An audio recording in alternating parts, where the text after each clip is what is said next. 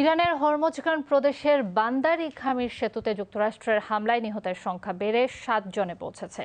এই ঘটনায় আরও 9 জন আহত হয়েছেন। শুক্রবার ইরানের বার্তা সংস্থা ফার্স নিউজ জানিয়েছে, আহতদের জরুরি সেবা ও চিকিৎসা কর্মীরা চিকিৎসা দিচ্ছেন। হামলার পর এলাকায় উদ্ধার কার্যক্রম অব্যাহত রয়েছে। তবে হামলায় বেসামরিক নাগরিক নিহতের বিষয়টি স্বীকার করেনি যুক্তরাষ্ট্র। এদিকে ইরানের গুরুত্বপূর্ণ বন্দর নগরী বন্দর আব্বাসে নতুন করে হামলা চালানোর দাবি করেছে যুক্তরাষ্ট্রের সেন্ট্রাল কমান্ড সেন্টকম। বৃহস্পতিবার প্রকাশিত এক বিবৃতিতে সেন্টকম জানায়, হামলায় ইরানের সামরিক কমান্ড সেন্টার, আকাশ প্রতিরক্ষা ব্যবস্থা, ড্রোন সক্ষমতা এবং উপকূলীয় নজরদারি স্থাপনাগুলোকে লক্ষ্যবস্তু করা হয়েছে। সেন্টকমের দাবি, মার্কিন প্রেসিডেন্ট ডোনাল্ড ট্রাম্পের নির্দেশে এই অভিযান চালানো হয়েছে।